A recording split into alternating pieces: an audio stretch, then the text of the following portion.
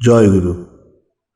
ইষ্ট প্রণাম শ্রী শ্রী ঠাকুরে আপনাদের প্রত্যেককে জানাই আমার আন্তরিক শ্রদ্ধা, ভালোবাসা ও জয় গুরু। একটা নতুন ধরনের প্রচেষ্টা শুরু করার চেষ্টা করছি। যে সমস্ত বয়স্ক মানুষেরা এখনো আছেন আমাদের সাথে, আমাদের মাঝে, যাদের সৌভাগ্য হয়েছিল শ্রী শ্রী ঠাকুরকে দেখার, তাদের মুখ থেকে শ্রী শ্রী ঠাকুর সম্বন্ধে যেটুকু শোনার সৌভাগ্য হয়েছে সেই কথাগুলোকে আমি ছড়িয়ে দিতে চাই আমার এই উদ্যোগের মাধ্যমে। দেখুন আপনাদের কেমন লাগে। জয় গুরু। অনুকূল ঠাকুর আপনার গুরুদেব শ্রী শ্রী ঠাকুর অনুকূল চন্দ্র কি সিদ্ধ ব্যক্তিত্ব। তিনি কার সাধনা করতেন? তিনি কি ভগবান? একজন মানুষ কখনো ভগবান হয়? শ্রীকৃষ্ণ একমাত্র ভগবান? ইত্যাদি ইত্যাদি নানান জাতীয় বোকা বোকা প্রশ্ন।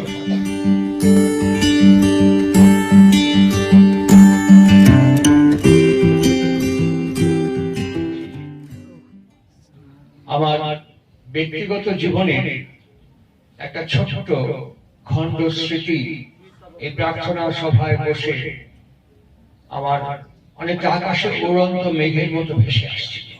ঠিক এইরকম একটি 25শে ডিসেম্বরের সকাল দেওঘরে শ্রী শ্রী ঠাকুর অনুকূল চন্দ্র যে ঘরে জনগণের সম্পত্তির মতন সকাল দুপুর বিকেল রাত্রি অতিবাহিত করেছেন, যেখানে তার খাওয়া ঘুম বিশ্রাম সবকিছু।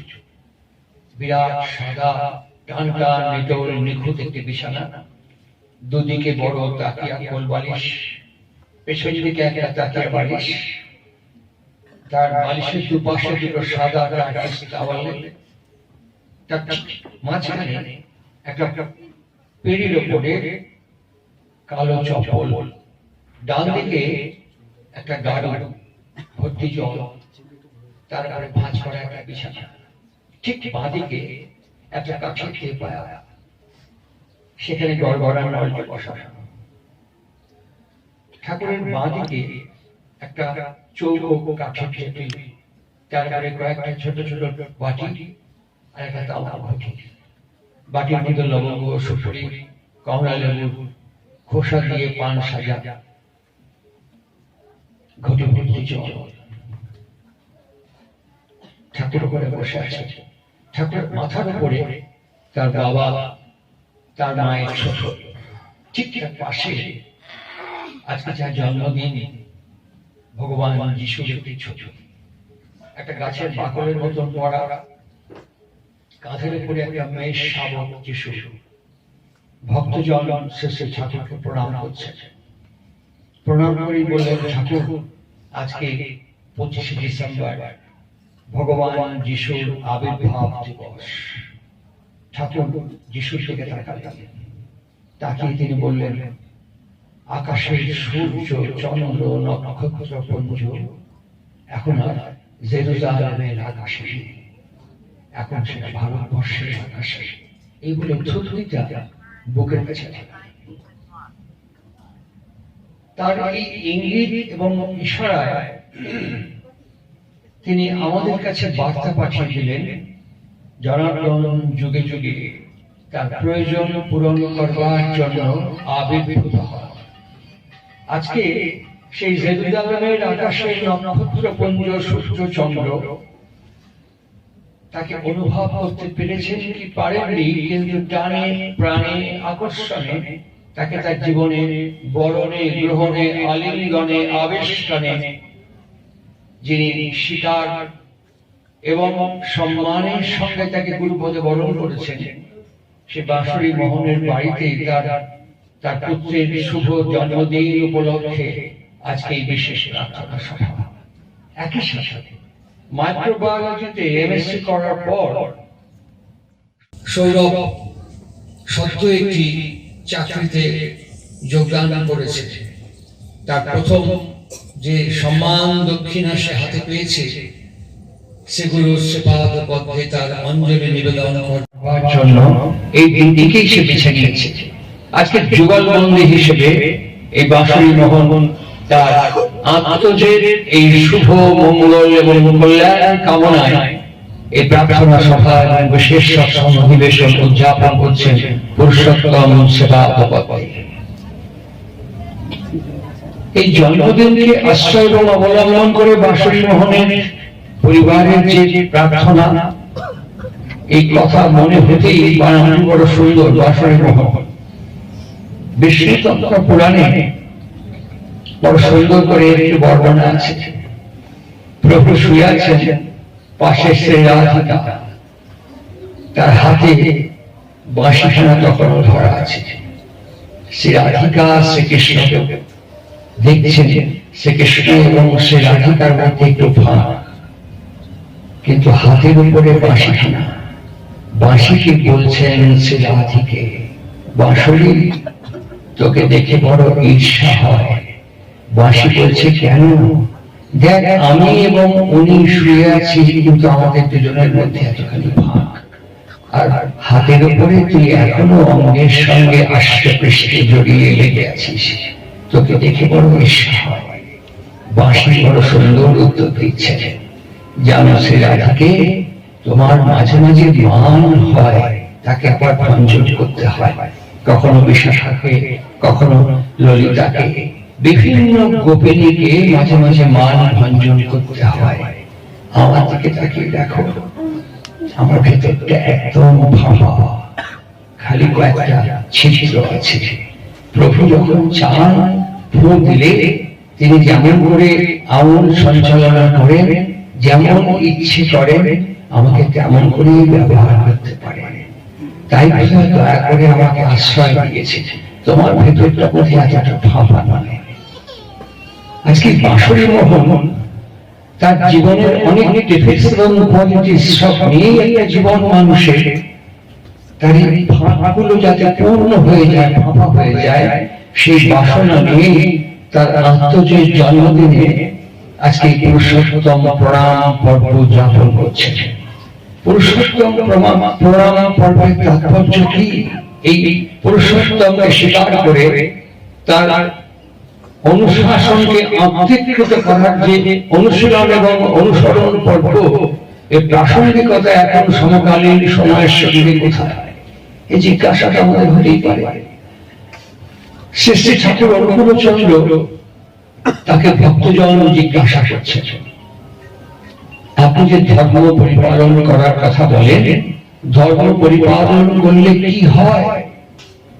শ্রী শ্রী ঠাকুর সঙ্গে সঙ্গে চটজলদি উত্তর দিয়ে বললেন, সাধারণ জ্ঞান বাড়ে, কমন সেন্স গ্রো করে।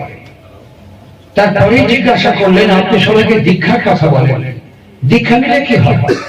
শ্রী শ্রী ঠাকুর দুটো আঙুল তুলে বললেন, দুটো জিনিস ইনস্ট্যান্ট গ্রো করে, দুটো জিনিস ইনস্ট্যান্ট গ্রো করে। একটা হচ্ছে অবজারভেশন এন্ড রিয়েলি ফার্দারেন্স। আজকে মাইক্রোবায়োলজিতে এমএসসি করা সৌরভ একটা তেল দেখে ওর অবজারভেশন আর আমার অবজারভেশন এক হবে সৌরভ? এক হতে পারবে না, এক হতে পারবে না। আজকে একটা মাটিকে দেখে একজন কৃষি বিজ্ঞানীর অবজারভেশন আমার অবজারভেশন এক হতে পারে? এক হতে পারবে না। ঠিক এরকম করে যারা শরীর বিজ্ঞানী, তাদের অবজারভেশন একটা মানুষের শরীরকে দেখে আর আমার অবজারভেশন এক হতে পারে? আমরা পর্যায়ক্রমে মিছিলের মতন যত উদাহরণকে উপস্থাপিত করবো, দেখতে এক হতে পারে না। কেন পারে না? আমার সে অনুশীলন নেই, পর্যবেক্ষণ নেই, অনুশাসনকে আত্মীকৃত করবার জন্য কখন আমি সচেষ্ট সক্রিয় প্রয়াস আমার জীবনে করি। একই অ্যানালজিতে আমার জীবনের ক্ষেত্রে দাঁড়িয়ে আমি যে জীবনটাকে যাপন করছি, আমার এই জীবনের ক্ষেত্রে দাঁড়িয়ে আমার পর্যবেক্ষণ কি ঠিক আছে? আমার পর্যবেক্ষণ কি সঠিক, সম্ভব, সক্রিয়ভাবে সমন্বয় এবং সামঞ্জস্যপূর্ণ জীবনকে আমি যাপন করছি? এই জিজ্ঞাসাটা আমাদের হতেই পারে। আমাদের জিজ্ঞাসা, আমাদের প্রশ্ন যা আমরা প্রশ্ন হিসেবে উপস্থাপিত করি, সেটি কোনো প্রশ্ন নয়, বড্ড বোকা বোকা প্রশ্ন। আমি বিভিন্ন প্রান্তে, বিভিন্ন জায়গায়, বিভিন্ন বিশ্ববিদ্যালয়ে, বিভিন্ন বিজ্ঞানের সভায় অংশগ্রহণ করেছি, অনেকেই বোকা বোকা প্রশ্ন করে। অনুকূল ঠাকুর আপনার গুরুদেব শ্রী শ্রী ঠাকুর অনুকূলচন্দ্র কি সিদ্ধ ব্যক্তিত্ব? তিনি কার সাধনা করতেন? তিনি কি ভগবান? একজন মানুষ কখনো ভগবান হয়? শ্রীকৃষ্ণ একমাত্র ভগবান? ইত্যাদি ইত্যাদি নানান জাতীয় বোকা বোকা প্রশ্ন। এই প্রশ্নগুলো যখন শুনি, শুনতে শুনতে বঙ্কিমচন্দ্রের কথা মনে হয়, যিনি সাহিত্যের সম্রাট, তাকে ঋষি বলে চিহ্নিত করেছেন, তিনি সেই সময় ভারতবর্ষের ডেপুটি ম্যাজিস্ট্রেট ছিলেন। সেই বঙ্কিমচন্দ্রের মতন বিদ্বজ্জন, সেই বঙ্কিমচন্দ্রের মতন বরিষ্ঠ ব্যক্তিত্ব, তাকে হাজির করেছেন অমরনাথ সেন, আরো একজন ডেপুটি ম্যাজিস্ট্রেট। কোথায় নিয়ে এসেছেন? যার কোনো একাডেমিক কোয়ালিফিকেশন নেই, যার কোনো সোশ্যাল স্ট্যাটাস নেই, যার কোনো সামাজিক শংসাপত্র যার ভাড়ারে নেই। কামারপুকুরে জন্মগ্রহণ করা একটি মানুষ গদাধর চট্টোপাধ্যায়, যাকে পরবর্তীকালে আমরা শ্রীরামকৃষ্ণ সমন্বয়াচার্য অবতার ও বরিষ্ঠ বলে প্রণাম করি, তার কাছে এসেছে কলকাতায়। একটু দুপুর বেলায় 4 ঘন্টার আলাপচারিতা, বঙ্কিমচন্দ্র এবং শ্রীরামকৃষ্ণের 4 ঘন্টার আলাপচারিতা।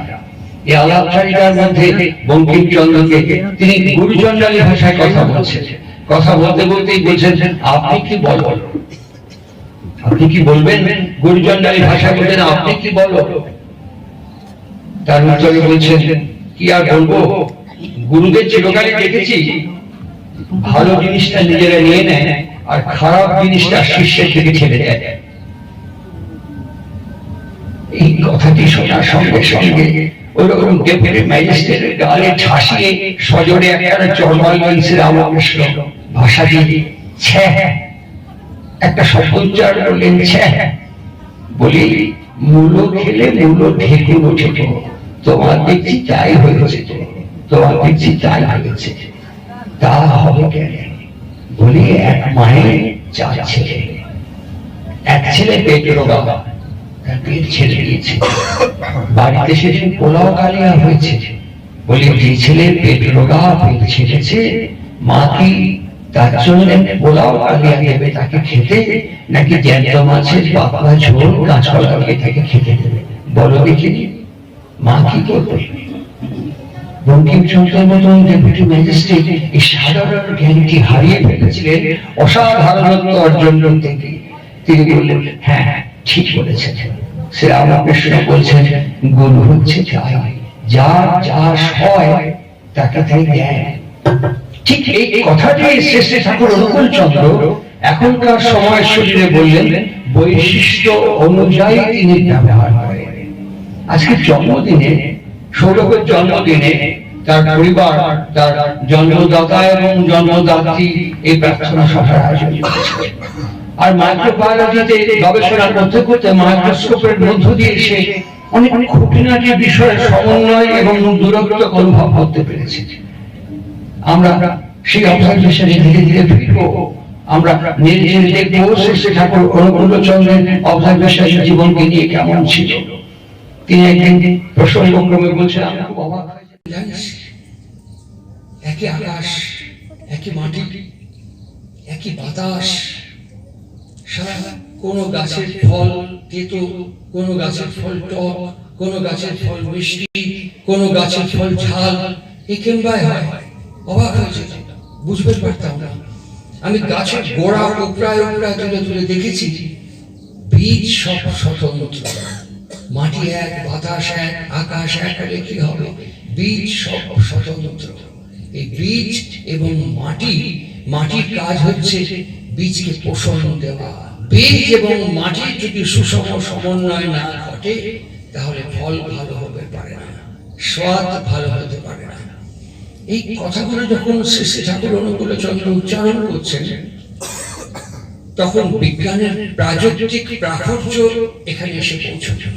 তখন বিজ্ঞান আমাদের এতখানি ঋদ্ধ হয়ে উঠতে পারে। স্বাভাবিকভাবেই যারা বরিষ্ঠ বিদ্বজ্জন ছিলেন, তারা শ্রী ঠাকুরের সব কথাকে আন্তরিকভাবে স্বীকার করতে পারে। ঠাকুরের কাছে বসে আছেন বিজ্ঞানের এক সাধক, গবেষক, অন্বেষক, যার বাবা কালীপ্রসন্ন ভট্টাচার্য সংস্কৃত কলেজের অধ্যক্ষের পদ অলঙ্কৃত করেছেন, যার বাবা কালীপ্রসন্ন ভট্টাচার্যের অভিন্ন হৃদয়ের বন্ধু ছিলেন অসাম্প্রদায়িক জননেতা দেশবন্ধু চিত্তরঞ্জন দাসের বাবা ভুবন মোহন দাস, তারই সুযোগ্য পুত্র কৃষ্ণ প্রসন্ন শ্রী ঠাকুরের সামনে বসে শ্রী ঠাকুর কৃষ্ণ প্রসন্নকে বলছেন, বুঝলেন কৃষ্ণদা, পৃথিবীর 2টা পোল আছে, একটা নর্থ পোল, একটা সাউথ পোল। কৃষ্ণ প্রসন্ন বলেন, আগে হ্যাঁ, মাঝখানে একটা পোল আছে, নিউট্রাল পোল। আগে হ্যাঁ, সারা কোনো ক্রমে যদি দুটো পোলে এক করে দেওয়া সম্ভবপর হয় তাহলে সারা উদয়গড়ের আলাদা করা যাবে না, আলাদা করা যাবে না। কৃষ্ণপ্রসন্ন ওখান থেকে ঠাকুরকে বললেন, এটা আপনার রিয়েলাইজেশন, বিজ্ঞান একে বিশ্বাস করে না। বিজ্ঞান কি কয়? বিজ্ঞান বলে যে সাইক্লোট্রন দিয়ে চার্জ করলে পরে দুটো পোলকে আবার স্প্লিট করা সম্ভব। ঠাকুরই হাতটা ডান দিকে উরুর উপরে সজোরে চাপড় দিয়ে বললেন, শালা কোন কি আপনি পাগল, বিজ্ঞানের বাপের ক্ষমতা নাই শালা আলাদা করতে পারে। বিজ্ঞান বিশ্বাস করলো কি করলো না কিছু আসে যায় না। আপনি কৃষ্ণপ্রসন্ন, আমি অনুকূল চক্রবর্তী, মাঝখানে বিজ্ঞান যদি কয় আপনি কৃষ্ণপ্রসন্ন না, আমি অনুকূল চক্রবর্তী না, তাহলে শালা আপনারই হয় কি আমার কি? কৃষ্ণপ্রসন্নের কাছে এই প্রশ্নের জিজ্ঞাসা করার উত্তর ছিল না। তারপরে ঠাকুর বলছেন, কিংবা জানেন একটা পুরুষ, একটা নারী, একটা স্বামী, একটা স্ত্রী, আমরা বিবাহে যে মন্ত্রটা উচ্চারণ করি, আমার হৃদয় তোমার হোক আর তোমার হৃদয় আমার হোক, যদি সত্যি সত্যি সুষম সম্মেলন ঘটে একটা পুরুষ আর একটা নারীর ভেতরে, একটা স্বামী এবং একটা স্ত্রীর ভেতরে, বিশ্বের এমন কোন শক্তি নেই দুটোকে আলাদা করতে পারে, এমন কোন শক্তি নেই। আমরা এটা পারি না, আমাদের ভেতরে ফাঁপা জায়গাটা নেই, আমাদের ভেতরে অনেক কম্পার্টমেন্ট ভাগ হয়ে আছে বলে অবজারভেশন, শ্রী ঠাকুরের অবজারভেশন এখানে পৌঁছেছিল, আমাদের ভেতরে কম্পার্টমেন্টাল হয়ে আছে। তাই আমাদের সহজ স্বাভাবিক প্রাঞ্জল যাত্রা ঘটছে না।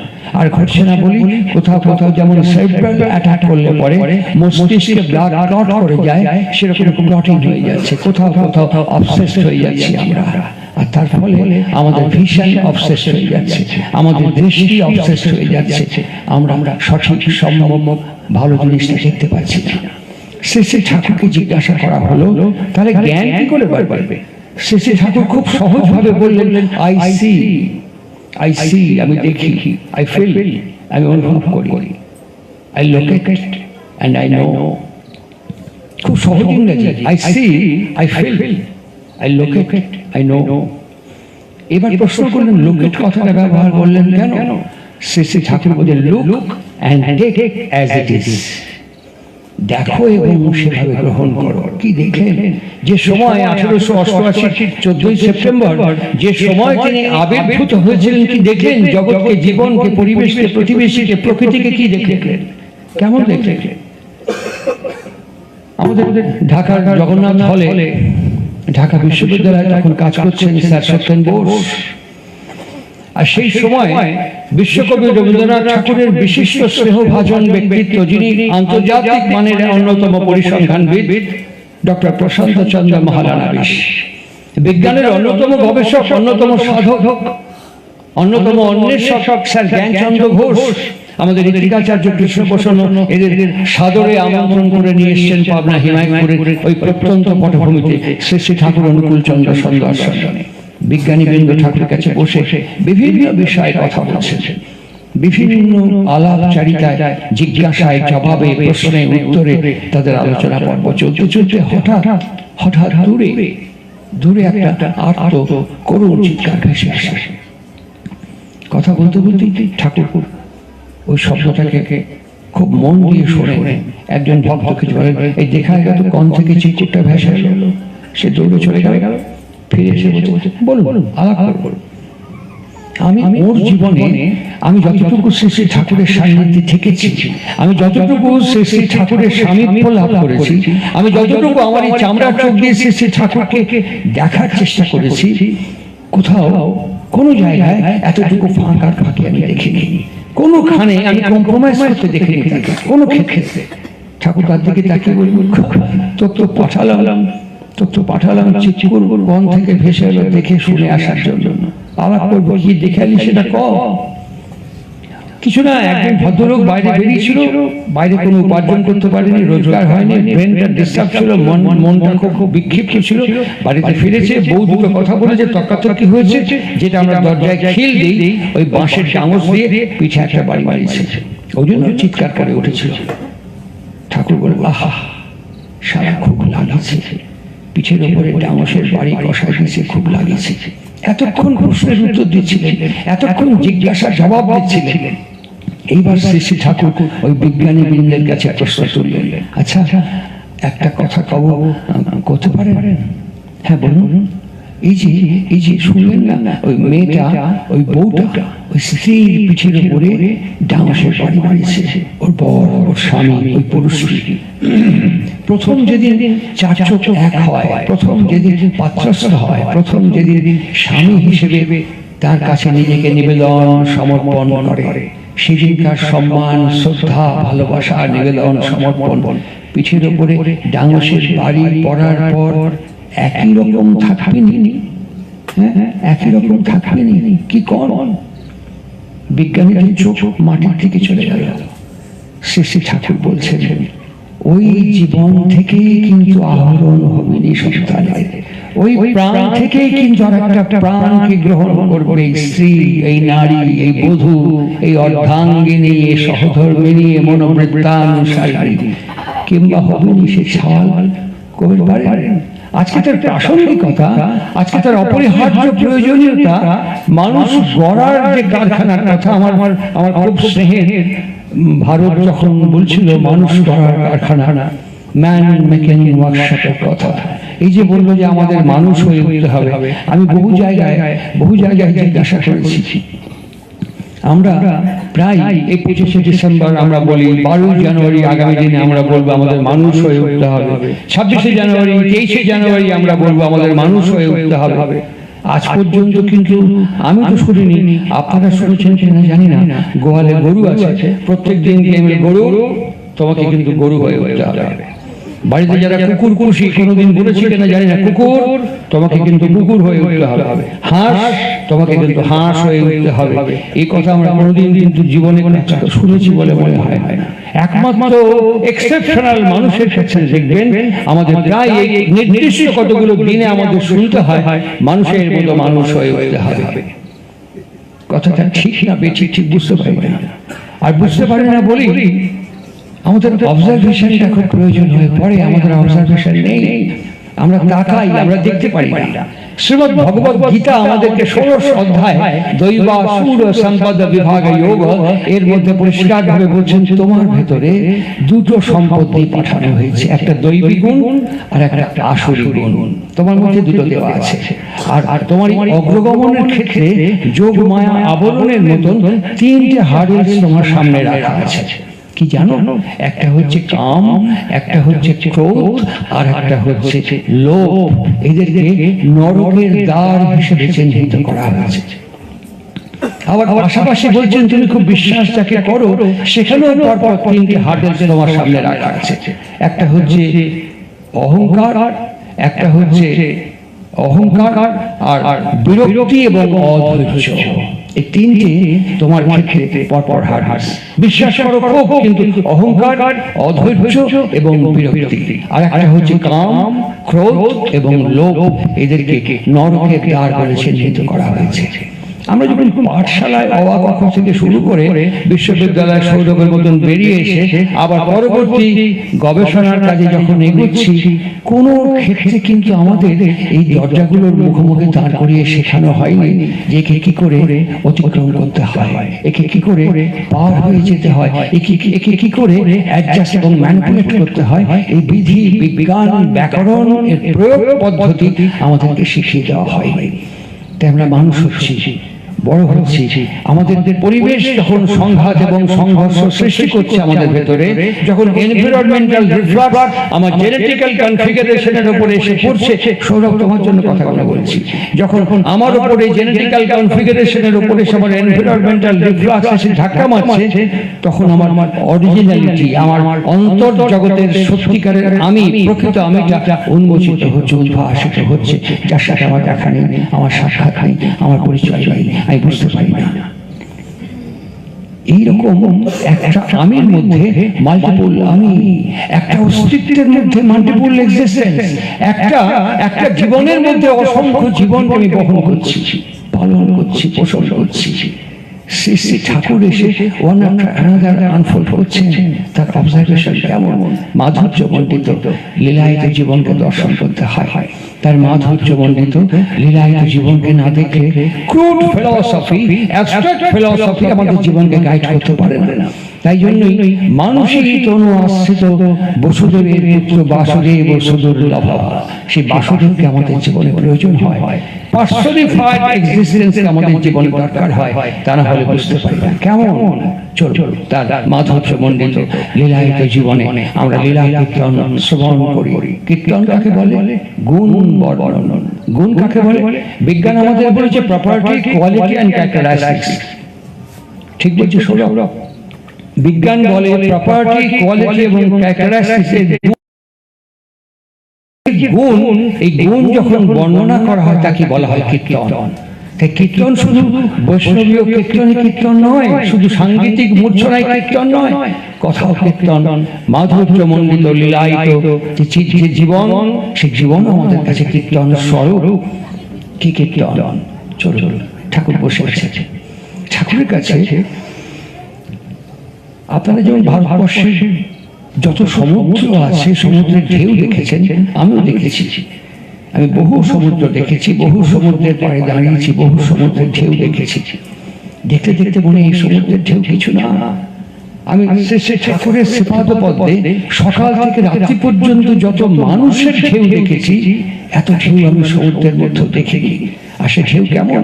ভেঙে পড়া, এলিয়ে পড়া, জর্জরিত হওয়া, বিধ্বস্ত হওয়া, নুয়ে পড়া, এলিয়ে যাওয়া, সমস্ত নেতিবাচক জীবনের প্রতিনিধিরা তার কাছে হাজির হয়েছে। আর তিনি রিজু টান টান করে তাদের আবার সক্ষেত্রে ফিরিয়ে দিয়েছেন। সেরকমই একজন মানুষ, মানসিকভাবে খুব সুস্থ নয়, বাল্য বিধবা, অল্প বয়সে নানান চাওয়া পাওয়ার অপ্রাপ্তি এবং পরিণতি নিয়ে তাকে এমন একটা অস্তিত্ব তৈরি করেছে, খিটখিটে মেজাজ, ঝগড়ুটে চরিত্র, সবসময় একটা অতৃপ্তি, একটা বিরক্তিকর ভাব নিয়ে সবার সঙ্গে তার অসম্মেলন এবং সম্পর্কের অবনতি ঘটেছে। তার নাম হচ্ছে সুভাষিনী সাহা। কেউ চিনবে না সৎসঙ্গে, কেউ চিনবে না, এই নামটা বললে কেউ চিনবে না, কিন্তু যেই বলবেন রমণের মা, সবাই চিনতে পারবে। সেই রমণের মা ঠাকুরের কাছে আসছেন হাঁটতে হাঁটতে। ঠাকুর বসে আছেন, আগেই বললাম টান টান করা বিছানা, তার উপরে বসে রমণের মাকে আসতে দেখি হাঁটুর উপরে কাপড় এরম করে তুলছাড়ি একটু করে, রমণের মা খেলা আসো, সামনে এসে বসো। রমণের মা সামনে এসে বসার পরেই ঠাকুর, কি খাওয়া খাও? না না কিছু খাও, খাও খাও। না কিছু খাবো না। আরে খাও। না বললাম তো কিছু খাবো না।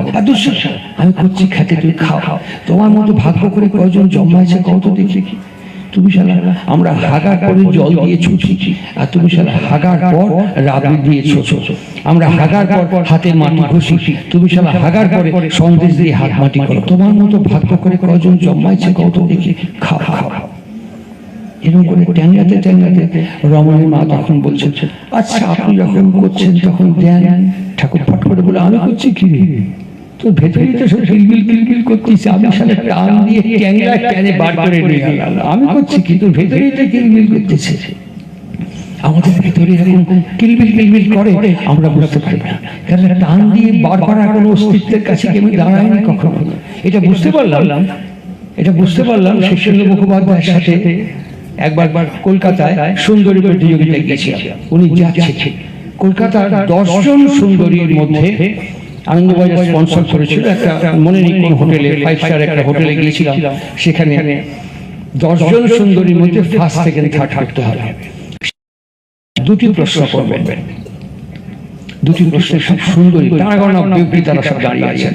শীর্ষেন্দ্র মুখোপাধ্যায় বললেন, ধরো তোমাকে 10 কোটি টাকা দেওয়া হলো, তুমি কি করবে? সঙ্গে সঙ্গে একজন বললো, ফুচকা খাবো। হ্যাঁ, তুমি 10 কোটি টাকার ফুচকা খাবে? 10 কোটি এইবার কনসেপ্ট করলো, 10 কোটি তার ভলিউম কতখানি সে বুঝতে পারলো। এইবার ওয়ান আফটার অ্যানাদার তার ইলাস্ট্রেশন হলো। সেকেন্ড প্রশ্ন করলো, তোমাকে 2জন ছেলের সামনে দাঁড় করানো হলো। একজন দেখতে খুব একটা ভালো নয়, খুব সুন্দর দেখতে নয়, খুব যে একটা আহামরি কিছু কাজ করে, রোজগার করে সেটাও নয়, কিন্তু অসম্ভব আদর্শপরায়ণ অস্তিত্ব, অসম্ভব পিতৃমাতৃভক্ত, বাবা মাই তার জীবনের দেবতা এবং দেবী, বাড়িটা তার কাছে একটা মন্দির।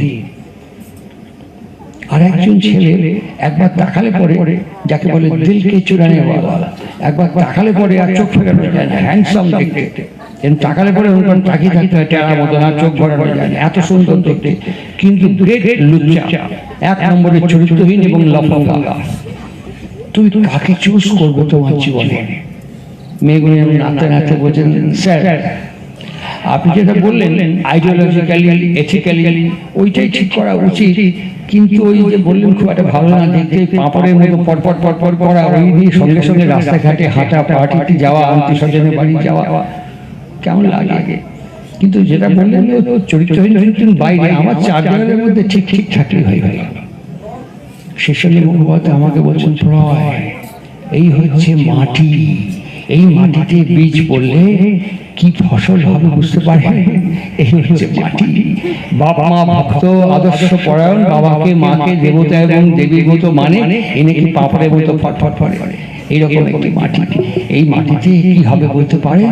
কালকেও আমি বাপ্পাইদের কোলোরায় অশোক সরকার বাড়িতে ছিলাম, সেখানেও বলছিলাম, আজকেও বলছি, সঞ্জীব চট্টোপাধ্যায় শিষ্যদের মতনই এক বরিষ্ঠ সাহিত্যিক, নাম করা লেখক, ওর সঙ্গে একটা অনুষ্ঠানে ছিলাম। উনি একদিনকে বলছিলেন যে বাবা মারা যাওয়ার পর ছেলে আর মা অন্তপ্রাণ সেই ছেলে, সকালবেলা 3 বার হাঁচি হলে জিজ্ঞেস করে, মা তুমি 3 বার হেঁটেছো, ডাক্তার দেখে, একটু ব্লাড ইএসআরটা দেখা হোক, ইসোনোফিলিস বেড়েছে কিনা দেখি। আর না বাবা দরকার নেই, না তুমি 50 বার হাঁটছো, তোমার দুধ আছে তো, পান আছে তো, সুপুরি আছে তো, গুড়াকো আছে তো, 50 বার জিজ্ঞেস করতে যাওয়া আসার পরে সেই ছেলের বিয়ে দেওয়া হলো।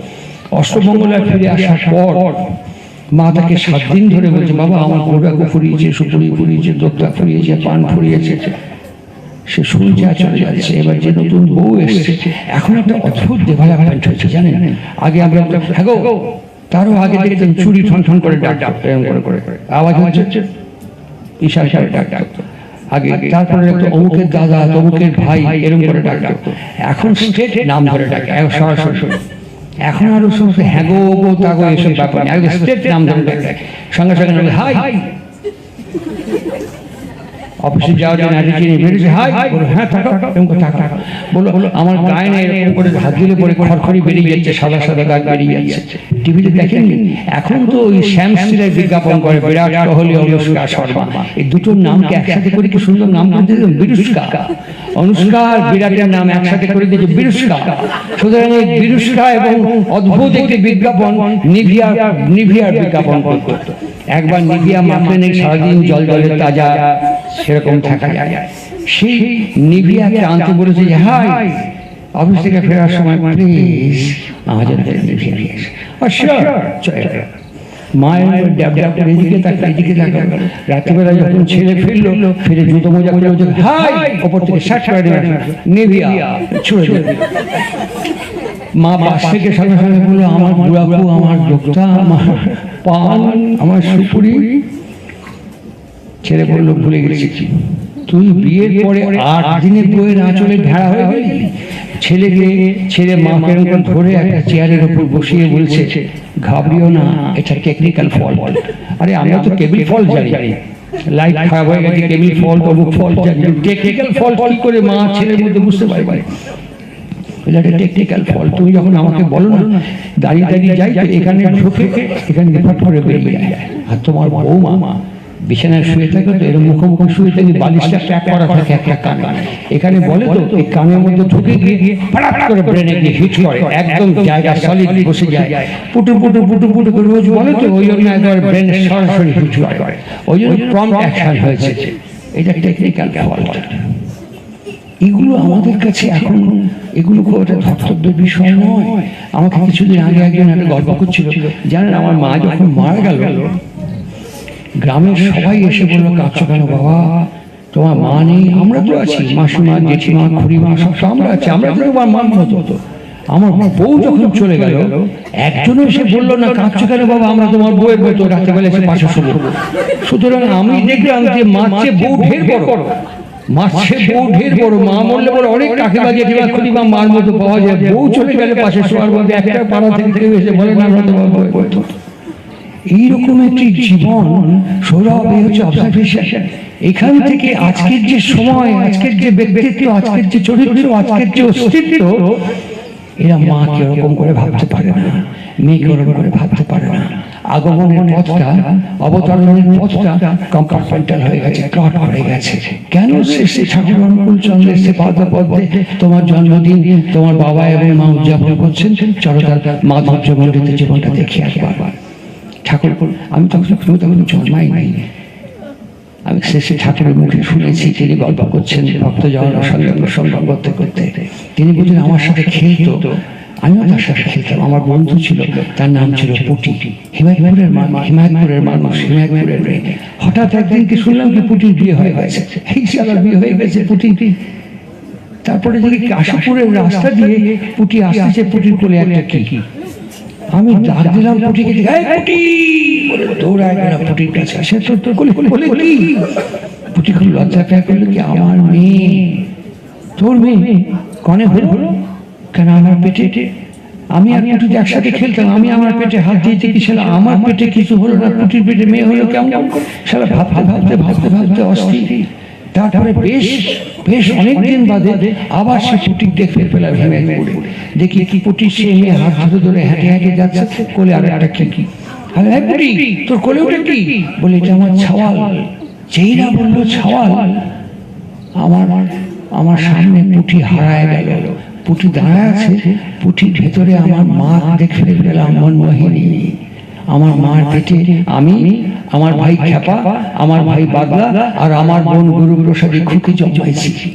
সেদিন বুঝলাম মেয়ে মানুষ কি জিনিস। এই মেয়ে মানুষের পেটে বেটা ছাওয়ালও জন্মায়, মেয়ে ছাওয়ালও জন্মায়, চারটিখানি জিনিস। এরা হচ্ছে আত্মা শক্তি মা। আমি সঙ্গে সঙ্গে পুটি বললাম কি, পুটি দাঁড়া, পুটি তুই একটু দাঁড়া। পুটি অবাক হয়ে করে, কেন, কি করবি অনুকূল? আমি বললাম কি, তোকে একটা পেন নাম করবো, তুই দাঁড়া, তোকে একটা পেন নাম করবো। আমি পুটি পেন নাম করলাম। পুটি দেখে আমার মনে হলো মেয়ে মানুষের একটাই মাত্র পরিচয়, সে হচ্ছে মা, মা, মা। আর মেয়ে মানুষের আর কোনো পরিচয় হতে পারে না। সেই মায়ের সাথে, মাটির সাথে, ম্যাটারের সাথে একটা অভূতপূর্ব সম্মেলন এবং সম্পর্ক আছে। আমরা যদি এটাকে কম্পার্টমেন্ট করে ফেলি, তাহলে অনায়াস যাতায়াত বাঁশিতে ফু দিয়ে আর ইচ্ছে মতো বাজানো যাবে না। তখন বলতে হবে মানুষ হয়ে ওঠো, মানুষ হয়ে ওঠো, মানুষ হয়ে ওঠো, এটা আমাদের বলতে হবে। আপনারা জানেন যে জানোয়ার দুটো চোখ দিয়ে দুটো জিনিস দেখতে পায়, মানুষ দুটো চোখ দিয়ে একটা জিনিস দেখতে পায়। একটা জানোয়ার, সেদিন বেশ কিছুদিন আগে আমি একটা সুন্দর ফিরছি ভুবনেশ্বর থেকে, ভুবনেশ্বর অথবা শিলচর বা আসাম, ঠিক মনে পড়ছে না। আমরা বসে পড়েছি ফ্লাইটে, নির্দিষ্ট সময় হয়ে গেছে, ফ্লাইট ছাড়ছে না। হঠাৎ দেখে একটা কুকুর নিয়ে ঘুরতে যাচ্ছে। তা আমি যে অফিসার যাচ্ছি CISC পিঠে টোকা দিয়েছি, টোকা দিয়ে বললাম, এর ট্রেনার কি আপনি? বললো হ্যাঁ আমি। আর আচ্ছা, জিজ্ঞেস করলেন কেন? না, আপনাকে সব শিখিয়েছেন, কিন্তু ওর সিদ্ধান্তকে আপনি গ্রহণ করবেন, আপনার সিদ্ধান্ত নেওয়ার ক্ষমতা নেই, আপনি ওর সিদ্ধান্তকে গ্রহণ করবেন। শিখিয়েছেন আপনি, কিন্তু শেখানোর পরেও ও যা বার্তা দেবে সেটাই আপনি স্বীকার করবেন। আমাদের শিক্ষক হয়েও আমরা সবকিছু প্রবর্তন করতে পারি না। আর এইরকম একটি জায়গায় আমাদের অবজারভেশন কোথায় আটকাচ্ছে? শ্রী ঠাকুর অনুকূলচন্দ্র বলছেন যে মা খালি পোষণ দেয়, যেমন মাটি বীজকে পোষণ দেয়। সমস্ত আইডিয়াস, সমস্ত ক্যাপাবিলিটি মানুষ পুরুষের কাছ থেকে সংগ্রহ করে, বাবার কাছ থেকে সংগ্রহ করে। আর বাবা যদি man run after glory and woman run after man, যদি সেই বৃহত্তর বিষয়কে আত্মীকৃত করার জন্য কোনো পুরুষ কথাটার মধ্যেই নিহিত হয়ে আছে পূরণকারিত্ব, সর্বোচ্চ প্রকারে সব কিছুকে পূরণ করবার যে প্রবণতা এবং দক্ষতা এবং যোগ্যতা, এটি যখন থাকে, তখন সেখানে যখন সে ছোটে, তখন তার অনুশাসন, তার অনুশীলন, তার অনুসরণ আস্তে আস্তে কি হয়, আমাদের বিজ্ঞান একে বলে placebo effect. Force into displacement is equal to work. এই মাইক্রোস্ট্যান্ডটা এখানে অনন্তকাল থাকবে, এটাকে হাত দিয়ে যখন এখানে সরিয়ে দেবো, তখন এটা এখান থেকে ডিসপ্লেসড হবে। প্রশ্ন হলো রিপ্লেসড হবো কোথায়? বঙ্কিমচন্দ্র এই কথাটি বলেছিলেন অনেক পরে এসে। মানুষের জীবনে কোনো জিজ্ঞাসা নেই, মানুষের জীবনে কোনো প্রশ্ন নেই, মানুষের জীবনে একটি প্রশ্ন হওয়া উচিত, মানুষের জীবনে একটি জিজ্ঞাসা হওয়া উচিত, এই জীবন লইয়া আমি কি করিব, এই জীবন লইয়া আমি কি করিব, এই প্রশ্ন এবং এই জিজ্ঞাসায় মানুষের কাছে থাকা উচিত। আর শেষে ঠাকুর অনুকূল চন্দ্র তিনি পর্যায়ক্রমে এই জীবন নিয়ে তুমি কি করবে তার পর্যায়ক্রমে প্রশিক্ষণ, বিজ্ঞান, ব্যাকরণকে আমাদের কাছে প্রবর্তন করে গেছেন। কি করব তিনি বলছেন, ছোট্ট ছোট্ট ছেলেদের জন্মদিনে আমরা গিফট দেই। আমি তো বহুবার তাকে দেখেছি, খেলনা দিল, চাবি দেওয়া, ছেড়ে দিল, গাড়িটা হুশ করে চলে যাচ্ছে। অনেকক্ষণ সে গাড়িটার চলাচল দেখলো, 5 দিন পরে গিয়ে খেলনাটা দেখবেন ভেঙে ফেলেছে, আর খেলনাটা নেই, আচ্ছা যে ভেঙেছে, ভেঙে কি করে ভেতরটা দেখার চেষ্টা করে, এটা চলে কি করে, এটা যাচ্ছে কি করে, ভেতরে কি আছে ওটাকে খুঁজে দেখার চেষ্টা করে, বুঝতে পারে না। এর থেকে শ্রী ঠাকুর বলছেন এই বাচ্চা বাচ্চা ছেলেদের এটা মুখে দিচ্ছে, ওটা মুখে দিচ্ছে, সেটা মুখে দিচ্ছে। ঠাকুরকে জিজ্ঞেস করা হলো বাচ্চারা সব জিনিস মুখে দেয় কেন? ঠাকুর বলছেন এইখানে আমাদের সিলিয়া থাকে, সিলিয়া, এই সিলিয়া এবং সহস্র শিষ্য সহস্র বাহু যে আমরা কথাটা বলি, সহস্রাক্ষ সহস্রপাশ ভবিং সর্বত কৃষ্ণ উত্তর, এই যে সহস্র বাহু সহস্র শিষ্য এখানে সিলিয়া থাকে। এই সিলিয়া যখনই মুখে দিচ্ছে তখন এই সিলিয়া ব্রেনে পৌঁছে দিচ্ছে, এটা টক ঝাল গরম ঠান্ডা মিষ্টি তার স্বাদটা পৌঁছে দিচ্ছে, তখন সে গ্রহণ করছে অথবা বর্জন করছে, সিদ্ধান্ত নিয়ে নেয়। বাচ্চাকে আবার গরম ছেঁকা লাগলে আর বাচ্চা সেখানে যাবে না, খুব ঝাল ঠোঁটে লাগিয়ে দিলে আর সে জিনিস খাবে না, অনেকক্ষণ না খেয়ে থাকবে। মাকে বলছেন এটা একটা কোয়ালিফিকেশন, শুধু প্রসব করলে মা হওয়া যায় না। মাকে এত মুখ দিচ্ছে ঠাসি ছিল চটল কান ডলে মুছে দিলাম, যখনই এরকম করি মা হিসেবে ঠাকুর বলছেন আস্তে আস্তে তাকে হ্যান্ডিক্যাপ করে দিচ্ছি, মেন্টালি প্রতিবন্ধী করে দিচ্ছি, মানসিক প্রতিবন্ধী করে দিচ্ছি। তার যে হায়ার রিজিয়ান সে দরজাগুলো আমি মা হয়ে বন্ধ করে দিয়েছি। ঠাকুর বলেন মা মানেই হচ্ছে পরিমাপন করা, মা মানেই হচ্ছে পরিমাপন করা। আমি কেমন করে পরিমাপন করব, কি পরিমাপন করব, কতখানি পরিমাপন করব, তার ডিগ্রি অফ ভাইব্রেশনকে ভালো করে বোঝা, জানা এবং অ্যাপ্লাই করে চলা। এর জন্য কোনো সিলেবাস আমাদের পাঠশালা থেকে বিশ্ববিদ্যালয় নেই। একবার বেহালায় আমি আর আমার বাবা একটা সৎসঙ্গ উৎসব থেকে ফিরছি, তা যখন ফিরে যাচ্ছি একজন ভদ্রলোক বললেন, হ্যালো মিস্টার মজুমদার, আপনার কোয়ালিফিকেশনটা একটু বলবেন।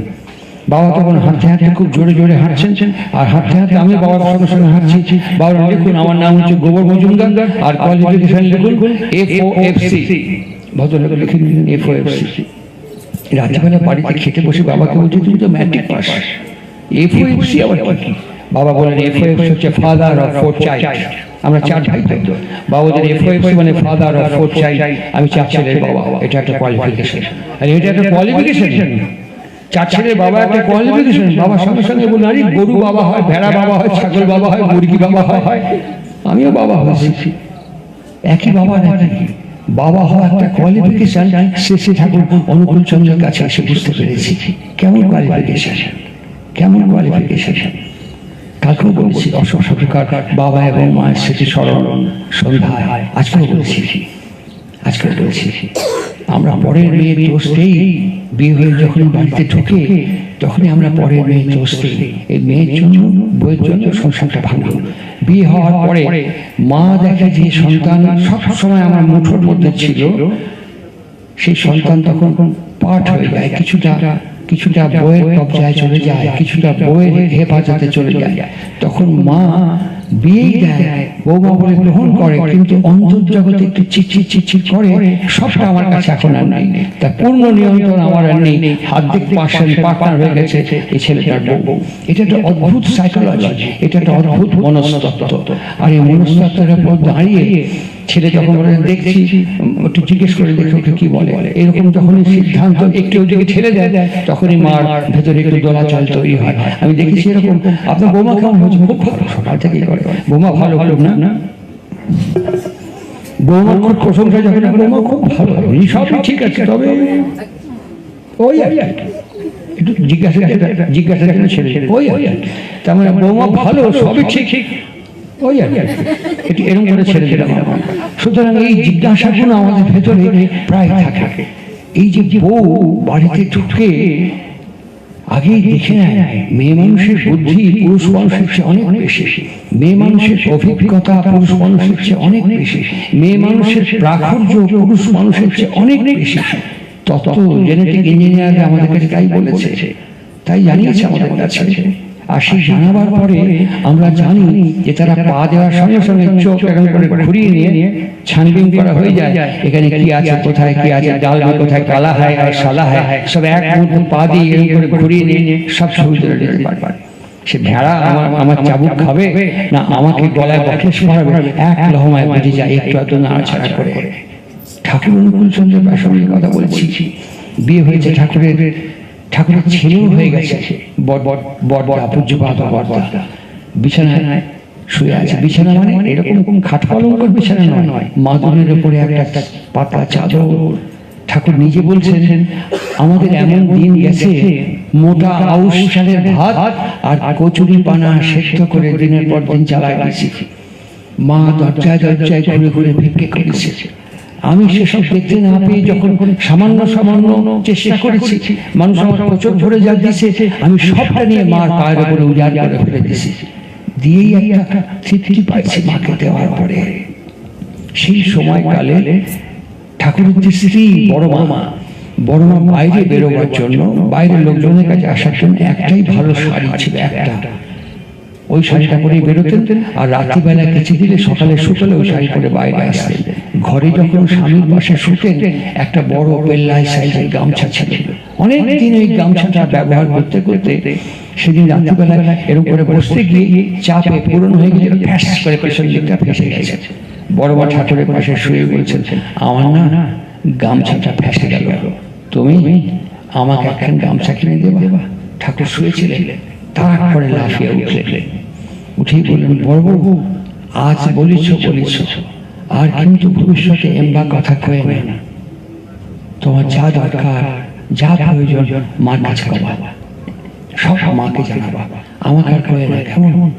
পরের দিন সকালে অবিনাশ চক্রবর্তীকে বলছেন একটা কাজ করবেন তো, আপনি কলকাতায় গিয়ে বড় বড় সাইজ দেখে একটা পেল্লায় সাইজের গামছা কিনে নিয়ে আসবেন। গামছাটা নিয়েই আমার মার পায়ের কাছে দিয়ে কবেন কি আমি গতকাল রাত্রিরে একটা স্বপ্ন দেখেছি, মহামায়া আমাকে স্বপ্ন দেখা করছে যে একটা বড় গামছা দিবি আর সেটা বড় বড়কে দিবি। আমি সেই গামছা নিয়ে আপনার পায়ের কাছে দিলাম, মার কানে বড় বড় কথাটা ঢুকাই, মা ওটা বড় বড়কেই দিবি। যথারীতি বড় বাকে দেওয়ার পরে অবিনাশ চক্রবর্তী জিজ্ঞেস করছেন একটা গামছার জন্য আপনি এত দৌড় করালেন কেন, একটা কিনে দিতে পারতেন। ঠাকুর তাকিয়ে তার কাঁধে হাত দিয়ে বলছেন জীবন কেমন জানেন, আমি যদি বড় বড় কথা শুনেই গামছাটা পরের দিন সকালে কিনে দিতাম কি কি হতে পারতো, সম্ভাবনা কি ছিল। বড় বড় ভাবতো আমার স্বামীকে বললেই সব প্রবলেম সলভ। মা একটু একটু করে সংসারে উপেক্ষিতা হতে থাকতো। আমার ভাই আর ভাইয়ের বউরা বড় বউ এমন একটা দাম্ভিকতা, এমন একটা ঔদ্ধত্যের আচরণ তৈরি করতো যাতে ভাই এবং ভাইয়ের বউরা একটু একটু করে দূরে সরতে পারতো। আর আমি যে পথটা দিলাম তাতে সারা বড় বউ ভাবলো কি আমার স্বামী হোক আর যাই হোক এ বাড়ির গৃহ দেবী হচ্ছে মা, এ বাড়ির স্পাইন হচ্ছে মা, এ বাড়ির মেরুদণ্ড হচ্ছে মা, এ বাড়ির একমাত্র অধিষ্ঠাত্রী দেবী হচ্ছে মা। সুতরাং বড় বউ মাকে খুশি করা ছাড়া আর কোনো পথ নেই। নারীর নীতি বইয়ের মধ্যে এই বাণীটি আছে, তোমার স্ত্রী তোমাকে পরিচর্যা যদি কম করে শ্বশুর এবং শাশুড়িকে বেশি পরিচর্যা করে যায় তবুও সেটা ভালো।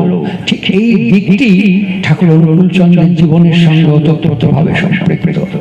আজকে যখন এইরকম একটি চরিত্র, এরকম একটি মাটি, এরকম একটি মা যখন ওইরকম একটি পুরুষের কাছ থেকে অর্জন করবে, আহরণ করবে, সংগ্রহ করবে, তখন তার সন্তান কেমন হবে, কেমন হবে এটা বুঝতে আমাদের অসুবিধা হয় না, এটা ধরতে আমাদের অসুবিধা হয় না। শ্রী শ্রী ঠাকুর অনুকূল চন্দ্র বলেছিলেন এই বিজ্ঞানটি সবচেয়ে আগে।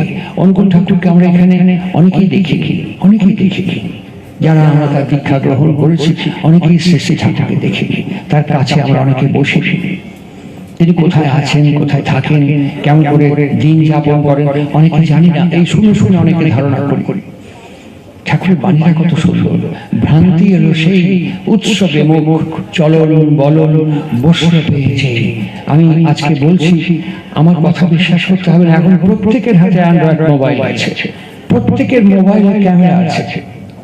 আমি বলছি আপনারা এটাকে প্রয়োগ করুন, অ্যাক্টিভেট করুন, করে 3 মাস এটাকে অ্যাক্টিভেট করে দেখুন পরিবর্তন হয় কি হয় না, সুফল পান কি পান না। বাবাকে এবং মাকে মর্নিং টিল নাইট মোবাইলে ধরুন, ক্যামেরা ধরুন। সকালবেলা বাবা ঘুম থেকে উঠলো, রাত্রিবেলায় ঘুমোতে গেল, একদম মোবাইলে ক্লিপিংস নেন। মাকে সকাল থেকে রাত্রি পর্যন্ত মোবাইলে ক্লিক করুন, মোবাইলে স্ন্যাপ নিন, মার সমস্ত কর্ম পদ্ধতি মোবাইলে ধরুন। ঠিক তারপরে সেই সময় 8 দিনের দিন, 7 দিন অবজার্ভ করার পরে 8 দিনের দিন যেখানে যেমন যতটুকু আমার পক্ষে নার্চার নারিশমেন্ট সার্ভিস দেওয়া সম্ভবপর আমি সেটুকু অ্যাক্টিভ করি, নিজেকে অ্যাক্টিভেট করি। তারপরে মোবাইলে দেখুন মার চেহারা এবং বাবার চেহারার মধ্যে কোনো পরিবর্তন হচ্ছে কিনা। অবশ্যই হবে। তুই এগুলো করছিস, হঠাৎ এগুলো করলাম, ঠাকুর খুশি হন। তার বাণী আছে, পিতায় শ্রদ্ধা মায় টান, তাই করলাম। আমি তোমার জন্য করিনি, এখানে এসেছি ঠাকুরকে খুশি করা আমার জীবনের ব্রত বলে স্বীকার করেছি। সস্তায় ব্রত গ্রহণ করেছে, তিনি বলেছেন কোন বৃত্তি বা প্রবৃত্তিকে দমন বা নিরোধ না করে ইষ্টানুকূল নিয়ন্ত্রণ করতে। এতকাল করিনি মা, এতকাল করিনি। আজকে এই সৎসঙ্গে যখন এসেছি 25 ডিসেম্বর আসার পর এই সৎসঙ্গ থেকে শুনে শিখে আজকে সকালবেলা 26শে ডিসেম্বরে আমি অ্যাক্টিভেট করেছি। মার চেহারাটা ওরম করে টিপ করে দেখবেন, চেহারাটা পরিবর্তন হচ্ছে। রোগ ব্যাধি জর্জরিত অবস্থা থাকলেও একটু একটু করে হিল করে যাবে, একটু একটু করে সুস্থ হতে শুরু করবে। কি করে সুস্থ হবে? কেমন করে সুস্থ হবে? যারা ফিজিশিয়ান, যারা চিকিৎসক, যারা শরীর বিজ্ঞানী, ওরা আমাদের বলছেন সেলুলার ইলাস্ট্রেশন হবে, কোষ একটু একটু করে বাড়তে থাকবে। আর এই সেলুলার ইলাস্ট্রেশন যখন হবে তখন প্যারাসাইট এবং ব্যাকটেরিয়া তার ভাইব্রেশন যেখানে পৌঁছবে, আমার সন্তানের কাছ থেকে পাওয়ার আন্তরিক আনন্দ আমাকে যে ভাইব্রেশন তৈরি করবে, ওখানে প্যারাসাইট এবং ব্যাকটেরিয়া অ্যানিহিলেট করে যাবে। সৌরভ মাইক্রোবায়োলজি বলেছো, একবার ভালো করে মাইক্রোস্কোপে নেড়ে চেড়ে দেখো, শ্রী শ্রী ঠাকুর অনুকূল চন্দ্রের কথা কখনো মিথ্যে হতে পারে না। আমি দেখেছি, দেখে কথা বলছি। ক্যান্সারে আক্রান্ত আমাদের গিরধি আশ্রমে সেই মানুষটি এখন নেই, সঙ্গমিত্রা বলে তার ছেলের নাম প্রত্যয়, ইউনিভার্সিটিতে খুব বড় অবস্থা ছিল। ওর মার ক্যান্সার। ওকে আমি ঠিক এই কথাটি নাট মন্দিরে সৎসঙ্গে বলেছিলাম। ও চেষ্টা করার পর ভেলোরে গিয়েছিল, ভেলোর থেকে যে রিপোর্টটা দিয়েছে সেই রিপোর্টটা আমি পড়েছি যে Parasite is active but they are fully confined and arrested in specific region. সেই জার্ম অ্যাক্টিভ, কিন্তু একটা নির্দিষ্ট জায়গায় অ্যারেস্ট এবং কনফাইন্ড হয়ে আছে, স্প্রেড করতে পারছে না। ঠাকুর অনুকূল চন্দ্রের বিজ্ঞানটাই সুস্থ থাকার বিজ্ঞান, সুন্দর থাকার বিজ্ঞান। তাকে প্রতিষ্ঠা করার ক্ষমতা আমাদের নেই, তিনি আমাদের প্রতিষ্ঠা করার জন্যই এসেছেন। তিনি কি প্রতিষ্ঠা পাবে? শ্রীমদ ভগবত গীতায় বলছে তার কোনো কর্ম নেই, সংস্কার নেই, জন্ম নেই, মৃত্যু নেই, তারপর প্রতিষ্ঠা কি? তিনি আবির্ভূত হন আমাদের সুখ দান করার জন্য, আমাদের প্রতিষ্ঠিত করে তোলার জন্য, আমাদের সুখে শান্তিতে সমন্বিত জীবনকে যাপন করার পথ পদ্ধতি প্রক্রিয়া দান করতে আসে। জিতেন চ্যাটার্জি কোন্নগরের ঠাকুরের কাছে আমাদের কলেজ স্ট্রিটের রাজু অ্যান্ড কোম্পানি জুতো ঠাকুর হিমায়তপুর থেকে পড়ে আসতেন দেওঘর পর্যন্ত। ওই রাজু অ্যান্ড কোম্পানি ঠাকুরকে জুতো সাপ্লাই করতেন। একবার অর্ডার প্লেস করলে 6 মাস থেকে 1 বছর লাগে জুতোটা প্রসেস হয়ে আসতে। রাজুর কাছে যাবেন, গিয়ে বলবেন যে আপনার আন্ডারগ্রাউন্ডে একবার আমাদের দেখান ঠাকুরের পায়ের মাপটা, যে অরিজিনাল রাজু হিমায়তপুর থেকে মাপ নিয়ে এসেছিল। শুধু তাই না, মহানন্দা ব্রহ্মচারীজি, সীতারাম দাস, শঙ্করনাথজি, যত মহাপুরুষ ভারতবর্ষের মাটিতে আছে প্রত্যেকের পাদুকা সাপ্লায়ার একমাত্র রাজু অ্যান্ড কোম্পানি, তিনি মুসলমান। সেই রাজু অ্যান্ড কোম্পানি আজীবন সবাইকে সাপ্লাই করেছে, সমস্ত মহাপুরুষদের পাদুকা সাপ্লাই করেছে। এত ভক্তপ্রাণ ব্যক্তিত্ব ছিল। সেই জুতো কিনে নিয়ে জিতেন চ্যাটার্জি দাঁড়িয়ে আছেন। ঠাকুর অনেকক্ষণ থেকে কথা বলতে বলতে তাকে, তুই কি আমাকে কিছু কবি নাকি? আমি একটা চপ্পল কিনেছি, বাড়িতে একটা মন্দির প্রতিষ্ঠা করছি, আপনি একটু পায়ে স্পর্শ করে দিলে সেটা আমি ওখানে রাখবো। ঠাকুর তাকালেন অনেকক্ষণ। ঠাকুরের গায়ে মশা মাছি বসে, এরকম করে কখনো মশা মারতে দেখিনি, কোনোদিন দেখি, কোনোদিন তাকে মশা মারতে দেখিনি। মশা বসে এরকম ধরে এরকম ছেড়ে দিয়েছে, কোন মাছি মশাকে মারতে দেখিনি কোনোদিন। তো এইরকম অনেকক্ষণ থেকে একটা মাছি ঘুরঘুর করছে, ঠাকুর খপ করে হাতে করে ধরে বলছে, আমি তো মাছিটা হাতের মুঠে ধরা, বলছেন আমি তো তোর চপ্পলে একটু পা গলায় আবার খুলে নেবো। এই মাছি শালা উয়ের থেকে ঢের বেশি করে আমার শরীরের সঙ্গে ল্যাপটাই ছিল, এক নিয়ে গিয়ে প্রতিষ্ঠা করা যা যা। দেবীপ্রসাদ মুখোপাধ্যায়কে বলছেন, দেখ প্রতিষ্ঠা কথার মানে কি, কি সাইন্টিফিক পার্সোনালিটি, দেখ প্রতিষ্ঠা কথার মানে কি। সঙ্গে সঙ্গে দেখলো স্থা মানে হচ্ছে থাকা, আর প্রতিষ্ঠা থাকতে গেলে তার প্রতি কি কি করতে হবে সেই বিজ্ঞান এবং পদ্ধতিকে অনুসরণ করে চলার নামই হচ্ছে প্রতিষ্ঠা। সুতরাং ঠাকুরের প্রতিষ্ঠা করতে হবে না, ঠাকুর আমাদেরকে প্রতিষ্ঠিত করতে এসেছেন। পৃথিবীতে কোনো মা কোনো বাবাকে আমি দেখিনি যে তোমাকে জন্ম দিয়েছি এত খরচা হয়েছে, তোমাকে লেখাপড়া শিখিয়েছি এত খরচা হয়েছে, তোমাকে বড় করেছি এত খরচা হয়েছে, এবার কম্পাউন্ড ইন্টারেস্ট ধরে তুমি আমাকে ফিডব্যাক দাও। কোনো বাবা মাকে দেখিনি। আমি বাবা মাকে দেখেছি, ঠাকুর যত কষ্ট দুঃখ জ্বালা যন্ত্রণা আমাদের দাও, আমাদের সন্তান সন্ততিকে ভালো রাখো ঠাকুর, এই একটি প্রার্থনা। বাবা মা সন্তানের কাছ থেকে একটা জিনিস চায়, কি চাই বলুন তো? তুমি আমাকে ফিল করো, আর কিছু চাই না। তুমি আমাকে বোঝো, তুমি আমাকে ফিল করো, আর কিচ্ছু চাই না, কিচ্ছু চাই না। শুধু চাই তুমি আমাকে ফিল করো, তুমি আমাকে অ্যাপ্রিশিয়েট করো, তুমি আমাকে অ্যাকসেপ্ট করো। তোমার জীবন দিয়ে, চলন দিয়ে, চরিত্র দিয়ে তুমি আমাকে ফিল করো, আমাকে অ্যাপ্রিশিয়েট করো। গুরু ও শিষ্যের কাছে তাই চায়, গুরুও চায় তুমি আমাকে কি দেবে? ঈশ্বর ধরে বাসেন ভালো, সার্থকতাতে কি? তুই তারে না বাসলে ভালো, ভস্যে ঢালা কি? তিনি শুধু ওইটুকু চান, তুই আমাকে ফিল কর। পুণ্যপুঁথির মধ্যে বলেছেন, যে তোকে অ্যাপ্রিশিয়েট করেছে সে আমাকে অ্যাপ্রিশিয়েট করেছে। পুরুষোত্তম চান তুমি আমাকে অ্যাপ্রিশিয়েট করো। সেটা কিভাবে? তার প্রতি টান, অনুরক্তি, ভালোবাসা। ভালোবাসা আসবে কি করে? শ্রীমদ্ ভাগবত আমাদের বলেছেন, তার মনোজ্ঞ কর্ম করতে হয়, তার ইচ্ছে ভালোবাসা পছন্দ অনুযায়ী কাজ করতে হয়। শ্রী শ্রী ঠাকুর একে একটু পরিবর্তিত করে বলেছেন সুকেন্দ্রিক চলন। ঠাকুরকে প্রশ্ন করা হচ্ছে সুকেন্দ্রিকতা বলতে কি বুঝবো? ঠাকুর তার উত্তরে কি প্রাঞ্জল ভাবে বলছেন, ধরো তুমি রাস্তায় হাঁটতে হাঁটতে যাচ্ছ, সালা মুতা চাচ্ছে, পকেটে জল নাই, মুতে চলে গেল, সুকেন্দ্রিক খাওয়া হলো না। ধরো পান খাচ্ছ, খেতে খেতে আঁশ দাঁতের ফাঁকে আটকায় গেছে, হাত দিয়ে ওই পানের রসটা বার করে দিলে হাত ধুলে না, সুকেন্দ্রিক খাওয়া হলো না। নাকের মধ্যে হাত দিয়ে চুলকালে হাত ধুলে না, সুকেন্দ্রিক খাওয়া হলো না। ফ্যাট করে শিখি ঝাললে হাত আর নাক ধুলে না, সুকেন্দ্রিক খাওয়া হলো না। এইরকম পরিষ্কার ভাবে তিনি আমাদেরকে বলছেন যে একেই বলছে সুকেন্দ্রিক খাওয়া। আর জন্মদিন আজকে যখন উদযাপন হচ্ছে, এই কথাগুলো আমার মনে হয় খুব প্রাসঙ্গিক। এই অবজারভেশনকে যখন আমরা অ্যাক্টিভেট করব, তখন জীবনের ফার্দারেন্স আমার সামনে খুলে যাবে। একটি মেয়ে যখন এই বাড়িতে সৌরভের বউ হয়ে ঢুকবে, ঢুকে যখন দেখবে যে সৌরভ সকালবেলা উঠে তার মাকে এবং বাবাকে যেভাবে পরিচর্যা করছে, 10,000 টাকা 10 লাখ টাকা মাইনে পেল, সেটা সৌরভের জীবনে বড় পরিচয় নয়, সেটা সৌরভের জীবনে খুব বড় পরিচয় নয়। সারা বিশ্বকে চেনে জানে সম্মান করে, এটাও ওর জীবনের খুব বড় পরিচয় নয়। ওর জীবনের বড় পরিচয় হচ্ছে আমার বাবা আমাকে জন্ম দিয়েছে, আমার মা আমাকে জন্ম দিয়েছে। আমার বাবাকে আর মাকে খুশি করাই হচ্ছে আমার জীবনের সবচাইতে বড় পরিচয়। স্বামী বিবেকানন্দ, তাকে বলা হয় ভারতবর্ষের ফার্স্ট পলিটিক্যাল অ্যাম্বাসাডার। বিবেকানন্দ উচ্চারণ করছেন, আপনারা যারা বিবাহিতা, আমি আপনাদের একটা প্রশ্ন করতে পারি, আচ্ছা কখনো কোনোদিন কোনো সময় একটা ভালো সন্তানের জন্য আপনার ঈশ্বরের কাছে প্রার্থনা করেছেন? তা যদি না করে থাকেন, তাহলে আপনাদের বিবাহকে আপনাদের কাছে প্রবঞ্চনা নয়। এই বলে এরকম করে বলছেন, আমার মা ভুবনেশ্বরী, আমার মা আমার জন্য ঈশ্বরের কাছে প্রার্থনা করেছিলেন, আর আমি আমার মায়ের প্রার্থনা সিঁড়ি বেয়ে পৃথিবীতে নেমে এসেছি। সৌরভ যদি এখন থেকে বাবাকে আর মাকে,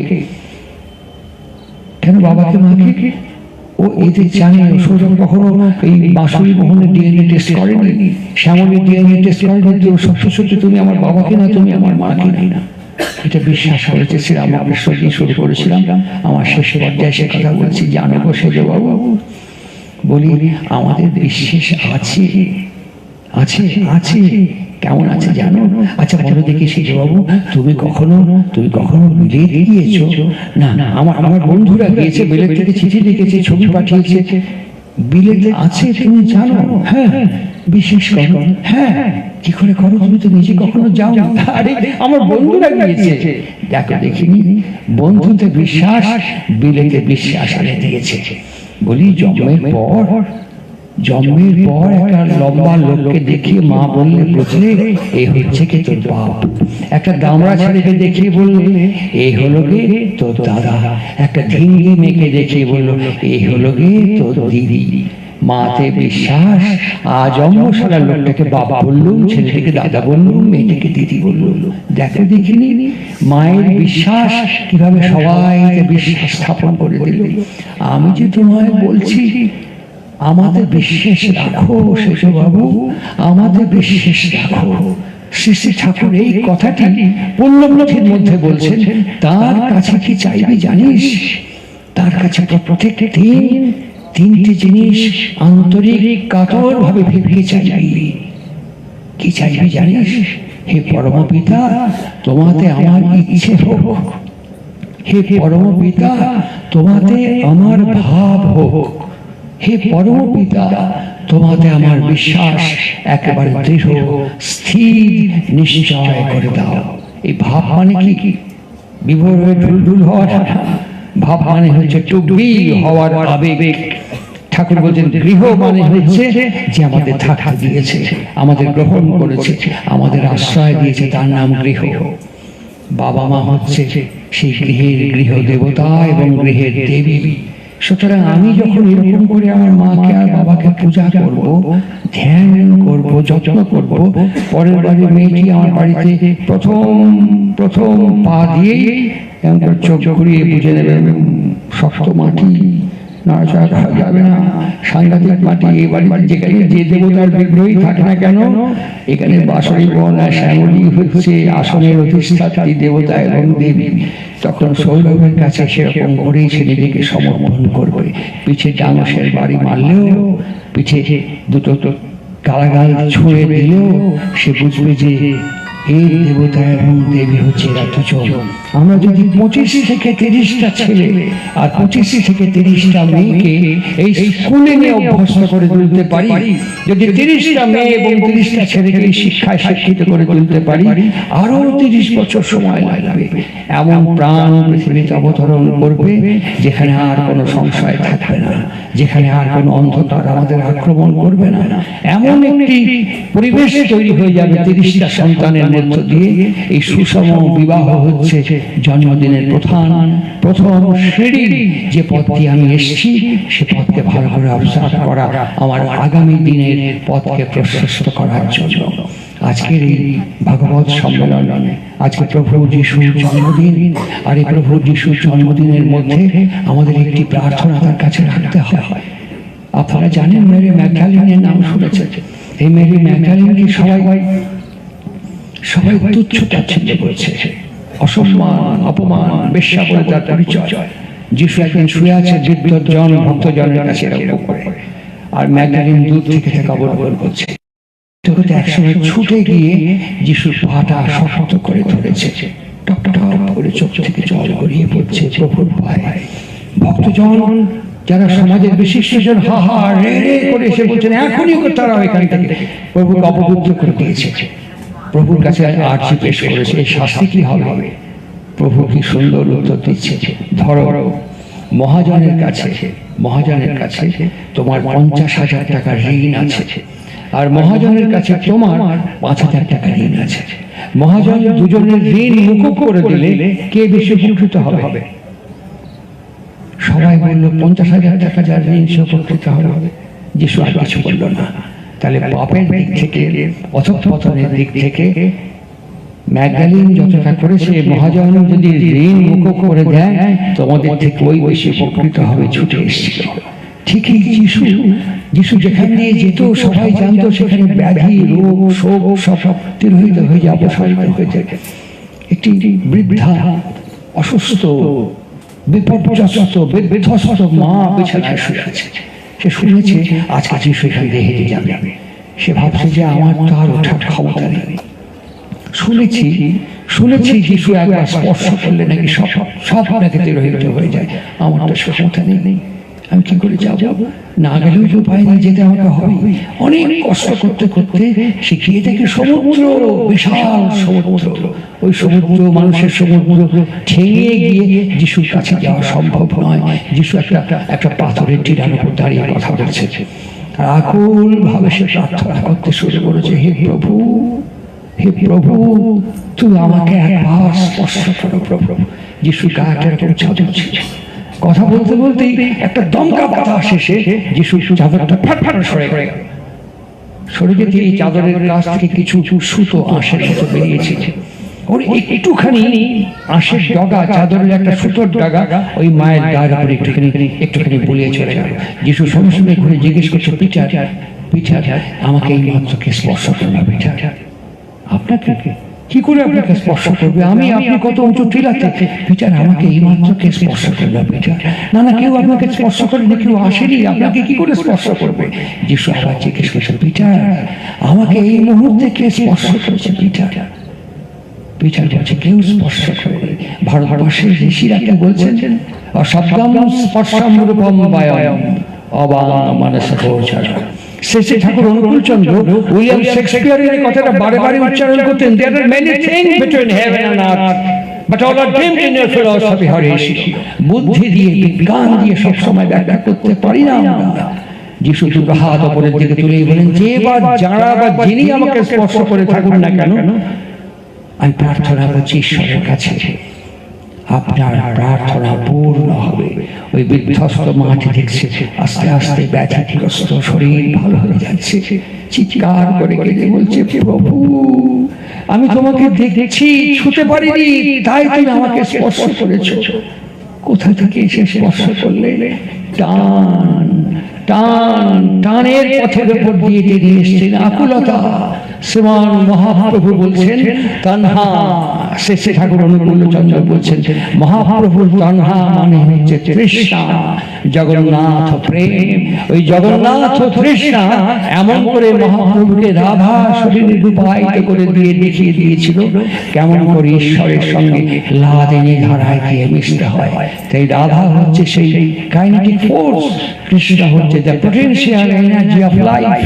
সুতরাং আজকে এই প্রভু যিশুর জন্মদিনে সৌরভের জীবন সেরকম হয়ে উঠুক। ঠাকুরকে জিজ্ঞাসা করা হচ্ছে, আচ্ছা বাবা মা সফল সার্থক কি করে বোঝা যায়? প্যালেসের বিল্ডিং, ব্যাংকে কোটি কোটি সম্পত্তি রাখা, প্রচুর স্থাবর সম্পত্তি, নিশ্চয়ই কৃতি বাবা। ঠাকুর বলছেন, না, কৃতি বাবা সেই, সফল সার্থক বাবা সেই যার সন্তান বাবাকে আর মাকে অতিক্রম করে যায়। ইন অল রেসপেক্ট সেই হচ্ছে সফল বাবা। আর সফল সন্তানকে ঠাকুর, সফল সার্থক কৃতি সন্তানকে ঠাকুর। ঠাকুর বলছেন, যদি ভাই বোন কেউ থেকে থাকে, দেখবেন দুর্বল কমজোরি যে সন্তান, বাবা মার টান তার উপরে অনেক বেশি থাকে। যে সবল সক্ষম কৃতি সন্তান, বাবা তার থেকে বেশি তাকায় না, তার উপরে বেশি লোড দেয়। আর যে একটু কমজোরি সন্তান, বাবা মার টান দুর্বলতা সেখানে থাকে। সফল সন্তান সেই যে ওই কমজোরি ভাই বোনদেরকে পাশে দাঁড়িয়ে বাবার মা যেমন করে তাদের আলিঙ্গন করে রাখতো আর উদ্বুদ্ধ করতো, অনুপ্রাণিত করতো, পরিচর্যা করতো, যে সন্তান ঠিক ঠিক বাবা এবং মায়ের মতো করে সেই ভাই বোনকে পরিচর্যা করে। দ্বিতীয়ত, বাবা মা যেমন করে ওই সন্তানকে শৈশব থেকে এত বড় পর্যন্ত যত্ন, স্নেহ, মায়া, মমতা, পরিচর্যা করে বড় করে তুলেছে, যে সন্তান বাবাকে আর মাকে ঠিক সেই দৃষ্টিতে তেমন করে পরিচর্যা করতে থাকে, সেই হচ্ছে সার্থক সফল কৃতি সন্তান। আমরা চিরকাল শিখে এসেছি, আরে মন দিয়ে কাজ করবো, আরে মনোযোগ দিয়ে পড়াশোনা করবো, আরে মনোযোগ দিয়ে সব কাজ করবো। শ্রী ঠাকুরের বইটির নাম হচ্ছে শাশ্বতী অখণ্ড সংস্করণ। তার মধ্যে তিনি বলছেন রিভার্স কথা, মনোযোগী হতে যেও না, মনোযোগী হতে যেও না, আগ্রহী হয়ে ওঠো। যেখানে আগ্রহ সেখানে মন চাকরের মতো বাস করে। তাই আমরা বলি, তোমাতে আমার ইচ্ছে হোক, তোমাতে আমার ভাব হোক, তোমাতে আমার বিশ্বাস হোক। আমার দেখা, তার নাম হচ্ছে শ্রীকান্ত বর্মা।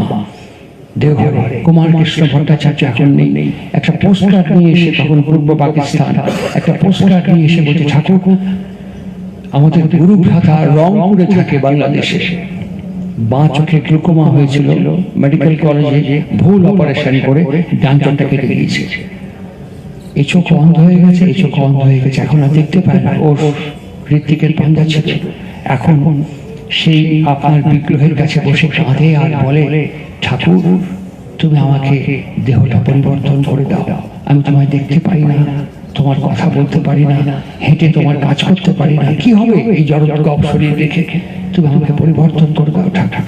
দিনের পর দিন এই বলতে বলতে একদিন ইষ্টভীতি করতে করতে তার মনে হলো, আমি যে কাঁদি, আমি যে নিরবচ্ছিন্ন কেঁদে যাচ্ছি, চোখে জল অন করে নিয়ে ঠাকুরের দু পায়ের মধ্যে লাগিয়ে দিয়েছে, লাগিয়ে ওই জলটা আবার নিজের চোখের উপরে ওষুধের মতন করে বোলাচ্ছে। দুটো চিঠি পরপর এসছে, দুটো চিঠি, প্রথম এই চিঠি এসছে, দ্বিতীয় এই চিঠি। এই দ্বিতীয় প্রক্রিয়া করতে করতে এখন নাকি সে আবছা আবছা একটু দেখতে পাচ্ছে। এখন জিজ্ঞেস করছেন, ঠাকুরকে জিজ্ঞেস করুন আমি এখন কি করব। ঠাকুরের চিঠিটা শুনলেন, চুপ করে থাকলেন, একদম চুপ করে থাকলেন। মনগা মানে কুমার কৃষ্ণ জিজ্ঞেস করছেন, কি লিখব? লিখে দেখা যা যা করে ওই হয়েছে তাই করতে থাকুক, তাই লিখে দিল। অনেক আগের ঘটনা। আমি যখন হিমায়তপুর যাই 97, পাবনা হিমায়তপুরের বিরাট মঞ্চে আমি প্রান্তে বসে আছি, বক্তৃতা দেব, মন্ত্রী ছিলেন নাসির। হঠাৎ অ্যানাউন্স করছেন সত্যানুসরণ পাঠ করবেন শ্রীকান্ত বর্মা। বাংলাদেশের সত্যানুসরণ আরো ছোট ছোট হরফ। একটা বৃদ্ধ লোক এরকম করতে করতে উঠে উঠে মাইকের কাছে দাঁড়ালো, চশমা নেই, খালি চোখে, ওই গুটি গুটি লেখা এরকম করে পড়ে গেল গড় গড় করে। আমি হেঁটে গিয়ে বললাম, আপনি কি সেই শ্রীকান্ত বর্মা? বলুন, আপনি আমাকে চেনেন? না, চিনি না, আমি আপনার চিঠিটা ঠাকুরের কাছে পাঠ করার সময় ছিলাম, শুনেছি। সেই শ্রীকান্ত বর্মা? উনি বলছেন, হ্যাঁ হ্যাঁ, আপনাকে একটা প্রণাম করি। আমি ভক্তের দর্শন, ইসলাম বলে ফেরেশতার মধ্য দিয়ে আল্লাহর রূপ দেখতে হয়। সুতরাং এই ভক্ত এবং ভগবানের লীলা মাধুর্যের মধ্য দিয়েই ভগবানের গুণ বিকশিত হয়ে ওঠে, কীর্তন শ্রবণ করা সম্ভবপর হয়। আজকে আমাদের এই প্রার্থনা ঠাকুরের কাছে, হে পরম পিতা, আমি তোমাকে দেখিনি, আমি তোমাকে চিনি না, আমি তোমাকে জানি না, আমি যে তোমাকে খুব বিশ্বাস করি, নির্ভর করি, ভালোবাসি, সবটা সত্যি নয় ঠাকুর, সবটা সত্যি নয়। তবু গোটা ইউনিভার্সে কোটি কোটি প্রাণ, কোটি কোটি মানুষ, তার মধ্যে আমি with all my defects and qualities সব নিয়ে সকালবেলা ঘুম থেকে উঠে বাসি জামা কাপড় ছেড়ে জলগ্রহণের পূর্বেই দেখো, এই দেখো আমি আমার অর্ধটা তোমার কাছে নিবেদন করছি। এটা আমার টাকা পয়সা নয়, দিস ইজ মাই লাভ, এটা আমার ভালোবাসা। তুমি আমার ভালোবাসা স্বীকার করো, গ্রহণ করো, তোমার শক্তি তুমি আমার মধ্যে প্রেরণ করো ঠাকুর। এই দেখো আমি কোনোদিন করিনি, আজকে সকালবেলা আমার মাকে আর আমার বাবাকে আমি গড় হয়ে প্রণাম করছি। আমার বাবাকে আর মাকে আমি কোনো অর্ঘ্য নিবেদন করছি, যাকে পিতৃর ভীতি মাতৃর ভীতি তুমি বলেছ। এই দেখো বাবাকে আর মাকে আমি ঠিক দেবতা এবং দেবীর মতো অবসাদ করছি, এবং তাদেরকে আমি পরিচর্যা সার্ভিস দিচ্ছি। এগুলো বাবাকে মাকে করছি। তুমি আমাকে শিখিয়েছো, তুমি আমাকে বলেছো তোমার জন্য বলছি। তুমি খুশি হয়েছো, আনন্দ পাচ্ছ, পাচ্ছ ঠাকুর। একবার বলবেন, একবার দেখবেন শরীরে এনার্জি বুস্ট করবে, দেখবেন এখান থেকে সঙ্গে সঙ্গে একটা পাওয়ার আপনার মধ্যে বুস্ট করে যাবে, আর সঙ্গে সঙ্গে বুঝবেন তার শক্তি আপনার কাছে ক্রিয়াশীল হয়ে উঠেছে। মা ভাই অহি অহি এরকম করতে করতে হাঁটতে যাবে, সমস্ত চক্র সমস্ত পরিবেশ আন্ডার কন্ট্রোল হয়ে থাকবে, ভেতরে অযুত শক্তি অজর অমর হয়ে আপনাকে চালাতে থাকবে। এই অবজারভেশন, এই ফার্দারেন্স জন্মদিনে সৌরভের জীবনের সঙ্গী হোক, সাথী হোক, শুধু সৌরভ কেন, আমাদের প্রত্যেকের জীবনে এমন হয়ে উঠুক। সেগুলো সে পাদপদ্মে আজকে আমার এই প্রার্থনা নিবেদন করি। ভালো থাকবেন সবাই, সুস্থ